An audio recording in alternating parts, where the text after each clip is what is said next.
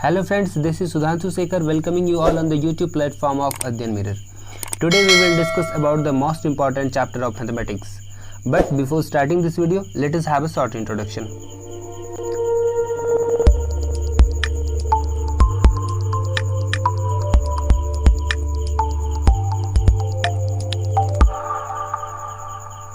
So guys, आज हम लोग डिस्कस करने वाले हैं मैथमेटिक्स के सबसे इम्पॉर्टेंट चैप्टर को, जिसके कॉन्सेप्ट्स को आज हम लोग क्लियर करने वाले हैं और उससे संबंधित कुछ प्रीवियस ईयर क्वेश्चंस को भी डिस्कस करेंगे, कुछ इम्पॉर्टेंट क्वेश्चंस को भी समझेंगे और कुछ ट्रिक्स का भी हम लोग यहाँ पर ध्यान रखेंगे।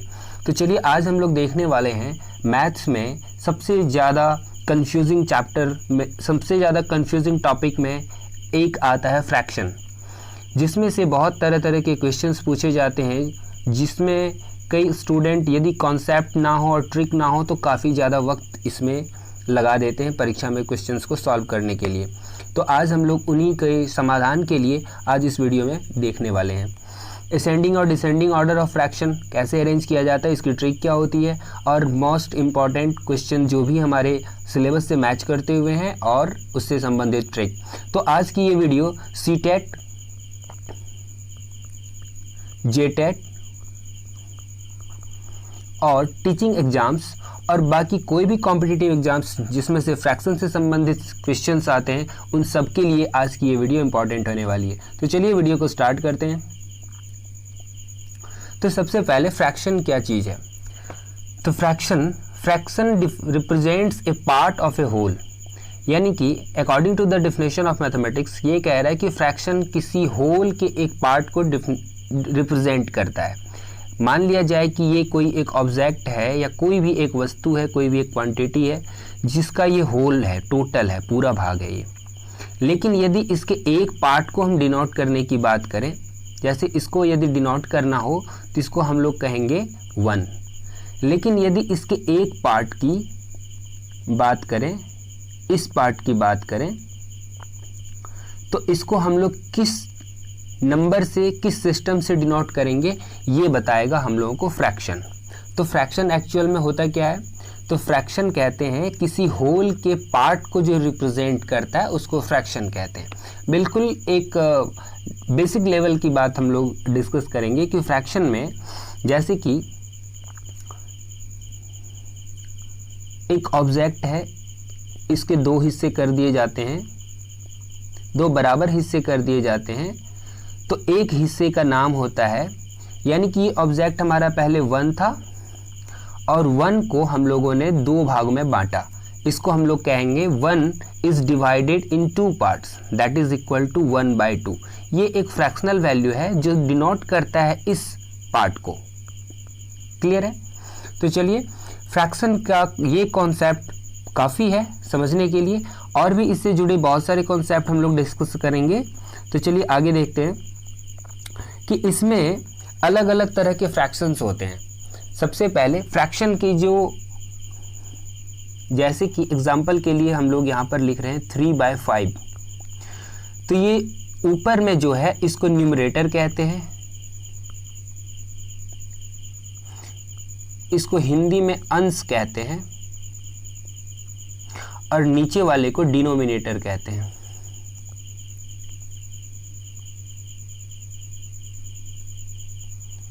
इसको हर कहते हैं। ये अंश और हर यदि आपस में छोटा या बड़ा हो तो फ्रैक्शन का नाम बदल जाता है। तो जानते हैं हम लोग क्या होता है कि यदि न्यूमरेटर बड़ा हो, 4/3 हो, तो ये कैसा फ्रैक्शन है, ये इम्प्रॉपर फ्रैक्शन है।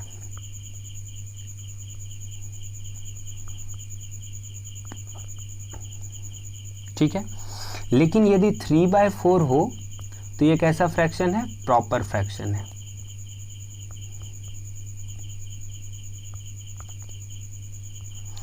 यहां पर हम लोग देख रहे हैं कि यदि अंश बड़ा हो हर से तो इम्प्रॉपर फ्रैक्शन होता है, और यदि हर बड़ा हो अंश से तो प्रॉपर फ्रैक्शन होता है। जनरली ये दो ही टाइप के फ्रैक्शन देखने को मिलते हैं, लेकिन इम्प्रॉपर फ्रैक्शन को हम लोग एक अलग तरह से इसको लिख सकते हैं, जिसको मिक्स्ड फ्रैक्शन कहते हैं। एग्जाम्पल हम लोगों ने लिया था 4/3, तो इसको हम लोग 1 होल 1/3 के फॉर्म में लिख सकते हैं। इसको हम लोग कहते हैं मिक्स्ड फ्रैक्शन।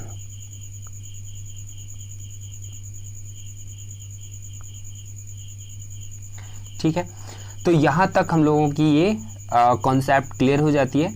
अब हम लोग यहाँ पर एक और कॉन्सेप्ट देखेंगे कि यदि 2, 3, 4 फ्रैक्शंस दिए हों और सबके डिनोमिनेटर्स यदि इक्वल हों, एग्जाम्पल के तौर पे 2/7, 3/7, 8/7, तो इसमें यदि डिनोमिनेटर्स इक्वल हों तो हम लोगों को ये डिसाइड करना बहुत आसान हो जाता है कि कौन सा फ्रैक्शन छोटा या बड़ा है।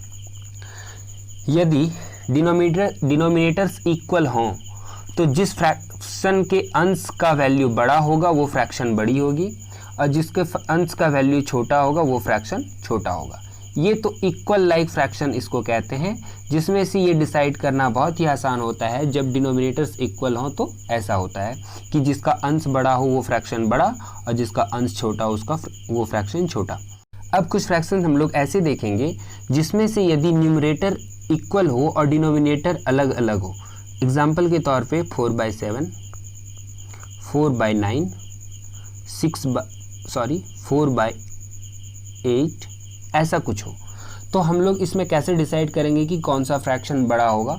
तो जब न्यूमरेटर इक्वल हों, सारे न्यूमरेटर्स हमारे इक्वल हैं, तो डिनोमिनेटर में जो सबसे बड़ी वैल्यू है वह फ्रैक्शन सबसे छोटी होगी, और जो सबसे छोटी वैल्यू है डिनोमिनेटर में वो फ्रैक्शन सबसे बड़ी होगी।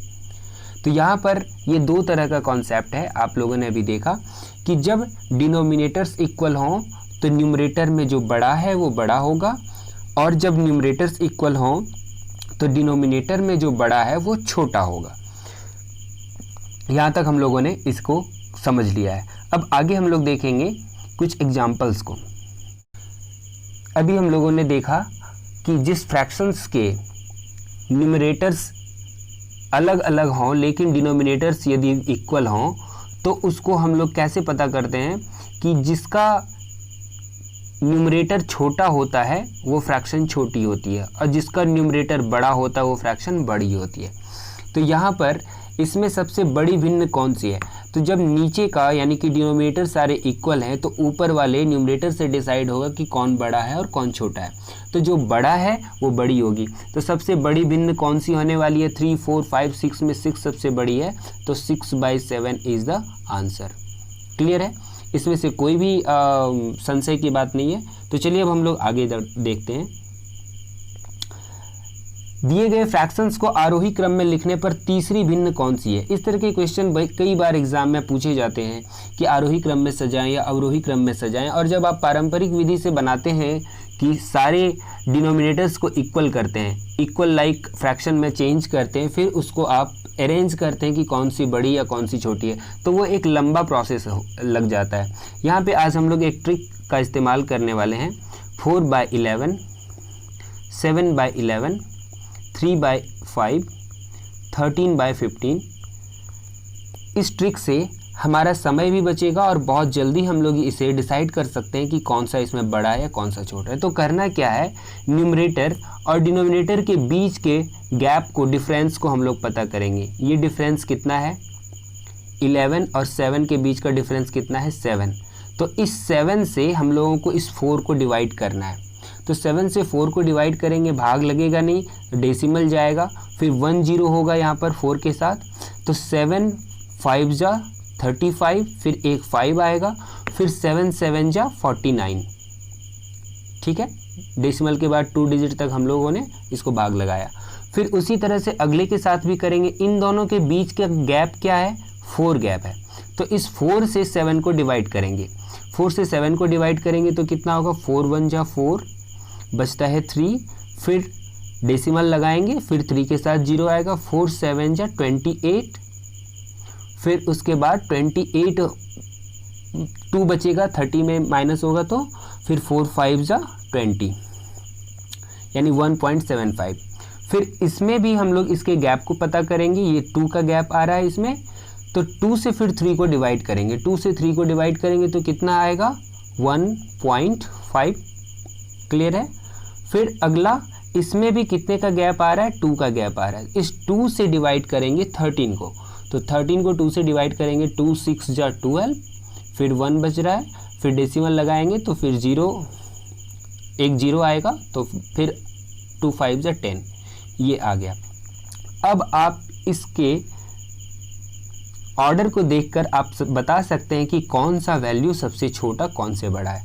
आप यहाँ पर जान सकते हैं कि ये सबसे छोटी वैल्यू लग रही है, ठीक है, 1 नंबर, फिर ये 2 नंबर, फिर ये 3 नंबर और ये 4 नंबर। तो आप यहाँ पर देख सकते हैं कि तीसरी भिन्न कौन सी है।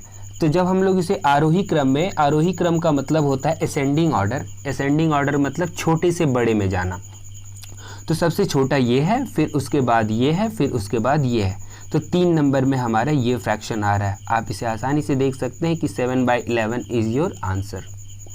क्लियर है। तो यहाँ पर हम लोगों को इक्वल लाइक फ्रैक्शन बनाने की आवश्यकता नहीं हुई। पहले तो इक्वल लाइक फ्रैक्शन में सबका हम लोग डिनोमिनेटर का एलसीएम लेंगे, फिर सबको एलसीएम के बराबर करेंगे, तो इसमें एक लंबा प्रोसेस चले जाता है, आपका टाइम भी बहुत ज़्यादा लग जाता है एग्जाम में। और आजकल सबसे ज़्यादा एग्जाम में टाइम मैनेजमेंट जरूरी है, अदरवाइज आपसे सारे क्वेश्चंस तो बन जाएंगे लेकिन टाइम ज़्यादा लगेगा, तो टाइम का भी ख्याल रखना बहुत आवश्यक है।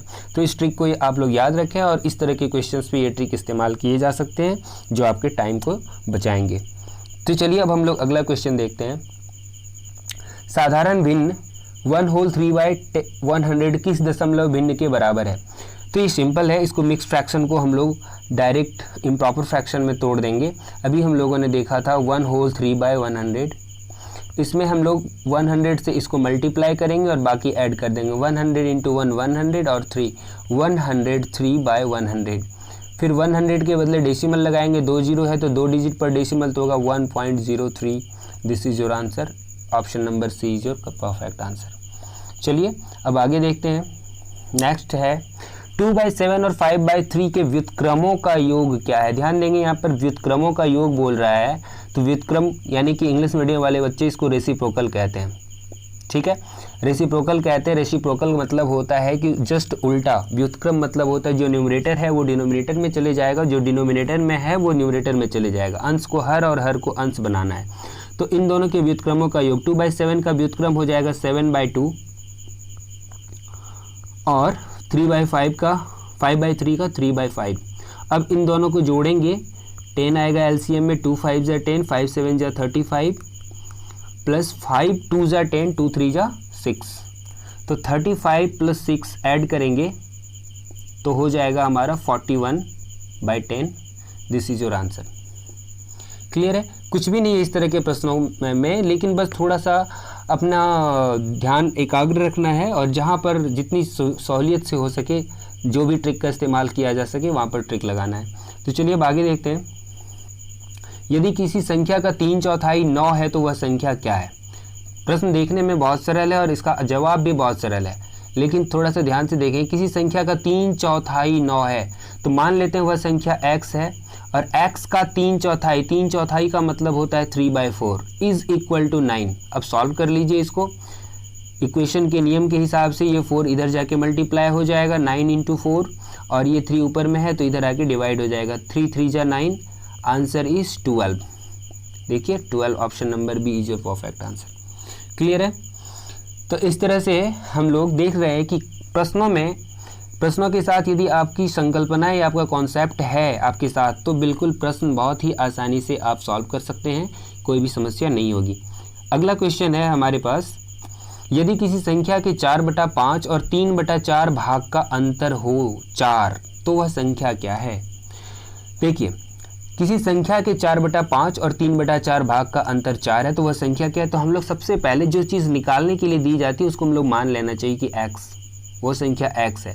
अब किसी संख्या का 4/5 तो x का 4/5 क्या होगा, x इंटू 4/5 सिंपली, और 3/4 उसी संख्या का 3/4 तो x इंटू 3/4।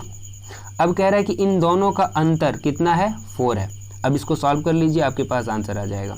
अब ये ऊपर में 4x, ऊपर में 3x और नीचे 5 4, तो 5 4 का एलसीएम 20 होगा। 5 से 20 को डिवाइड करेंगे 4 इंटू 4x यानी 16x, फिर 4 से 20 को डिवाइड करेंगे 5 इंटू 3 15x, इक्वल टू 4। 16 में 15 जाएगा तो बचेगा आपका x, और नीचे का 20 इधर आके मल्टीप्लाई हो जाएगा, तो 20 इंटू 4 कितना होगा 80। Answer is 80। नो प्रॉब्लम, शायद सबको समझ में आ रही होगी क्लियरली, कोई दिक्कत नहीं है। चलिए अगला प्रश्न देखेंगे हम लोग, जिसमें से ये रिकरिंग वाली संख्याओं के बारे में है। अक्सर इस तरह के क्वेश्चन में स्टूडेंट को डरना नहीं है। जब रिकरिंग का मतलब होता है, रिकरिंग उन्हीं इसको बार भी कहते हैं और रिकरिंग भी कहते हैं। इसका मतलब ये होता है कि ये संख्या डेसिमल के बाद रिपीट की जा रही है। जैसे कि 0.53 पर रिकरिंग लगा हुआ, इसका मतलब है कि ये संख्या बार बार आ रही है, 53 53 53 ऐसे चलते आ रहा है। तो इस तरह की संख्याओं को हम लोग फ्रैक्शन में कैसे डिनोट करते, इसकी एक अलग प्रोसेस है। आप मैथमेटिक्स में पढ़े होंगे, वो प्रोसेस अलग है, लेकिन यहाँ पर हम लोग ट्रिक का इस्तेमाल करेंगे कि जितनी डिजिट पर रिकरिंग हो उतना नीचे 9 लगा दीजिए। तो इसमें क्या है, क्वेश्चन में 0.53 पर रिकरिंग है, तो रिकरिंग हटाने के साथ हम लोग क्या करेंगे, डेसिमल के बाद जितने डिजिट पर रिकरिंग है उतने 9 लगा देंगे, तो हमारा आंसर निकल कर आएगा 53/99। Option number C is your perfect answer. देखिए कोई भी वक्त नहीं लग रहा है इस प्रश्न में, और बिल्कुल ही आसानी से आप इसको अपने ट्रिक का इस्तेमाल करके सॉल्व कर सकते हैं। ठीक है, तो चलिए अगले क्वेश्चन को देखते हैं हम लोग क्या है। चलिए एक और सवाल आ गया सेम पैटर्न का, जिसको अभी हम लोग सीखे हैं कि एक डिजिट पर रिकरिंग है तो उसके नीचे 19 लगाते हैं। तो यहाँ पर बहुत ही सिंपली हम लोगों को बनाना है कि 0.6 0.7 रिकरिंग है और 0.8, तो 1 डिजिट पर रिकरिंग है, इसको ऐड करना है। तो बहुत ही आसानी से हम लोग ऐड कर सकते हैं अपने ट्रिक का इस्तेमाल करके। 0.6 है तो हम लोग इसको कितना लिखेंगे, 6/9 लिखेंगे। 1 डिजिट पर रिकरिंग है तो 19 लगाएंगे नीचे, फिर 7/9 लिखेंगे इसको, और फिर इसको 8/9 लिखेंगे। इस तरह से जब तीनों को ऐड करेंगे तो ये हो जाएगा 6 + 7 + 8 टोटल बाय 9। तो ये होता है आपका कितना होता है 21/9। 21 को जब 9 से डिवाइड करेंगे तो ये आएगा 2.333 ऐसे चलते रहेगा। तो ये क्या हो रहा है 2.3 पर रिकरिंग। तो ऑप्शन नंबर डी हमारा परफेक्ट आंसर है। तो चलिए आज हम लोग जो भी ट्रिक का इस्तेमाल किए, जो भी ट्रिक सीखे हैं, आप इनका प्रैक्टिस करेंगे, और यदि एग्ज़ाम में इस तरह के प्रश्न पूछे जाते हैं तो वहाँ पर आप इस ट्रिक का इस्तेमाल करके अपने टाइम को बचा सकते हैं। तो चलिए आज के वीडियो में इतना ही। हौसले अगर बुलंद हों तो जीत के नज़दीक पहुँचना तय होता है। तो अपने हौसले बुलंद रखिए, अपनी तैयारी को और हवा देते रहिए, जहाँ से भी मिले ज्ञान बटोर लीजिए, चाहे जहाँ से भी आपको मिल सकता हो, क्योंकि आज ज्ञान प्राप्त करना बहुत ही सरल हो गया है सोशल मीडिया के ज़माने में। क्योंकि आज आपकी कोई भी समस्या है, उसका कोई ना कोई सॉल्यूशन आपको सोशल मीडिया पे देने के लिए हमेशा बैठा है। तो आप अपनी आंखें खुली रखिए, अपने ज्ञानेंद्रियां खुली रखिए और ज्ञान बटोरते जाइए, ताकि सफलता आपको बहुत जल्द से जल्द मिल सके। तो चलिए आज के वीडियो में इतना ही, हम लोग मिलेंगे अगले वीडियो में। तब तक आप हमारे यूट्यूब चैनल को सब्सक्राइब कर सकते हैं, हमारे टेलीग्राम चैनल को ज्वाइन कर सकते हैं, जहाँ पर रेगुलरली शाम के 6 बजे क्विज प्रतियोगिता का आयोजन किया जाता है, जिसमें मुख्य रूप से सीटेट के प्रश्नों को शामिल किया जा रहा है। सीटेट में जो परीक्षा होने वाली है, 2021 की जो सीटेट की परीक्षा होने वाली है, इससे संभावित प्रश्नों को इसमें शामिल किया जाता है, और बहुत सारे प्रतिभागी इसमें भाग लेकर अपनी तैयारी को बहुत बेहतर बना रहे हैं। तो आप भी हमारे टेलीग्राम चैनल से अभी जुड़िए, टाइप कीजिए ADHYAYANMIRROR और हमारे टेलीग्राम चैनल से जुड़िए, बिल्कुल निःशुल्क है, आप अभी जुड़ सकते हैं और सब्सक्राइब करके हमारे चैनल को आप हमें सपोर्ट कर सकते हैं। मिलते हैं अगले वीडियो में, तब तक के लिए जय हिंद।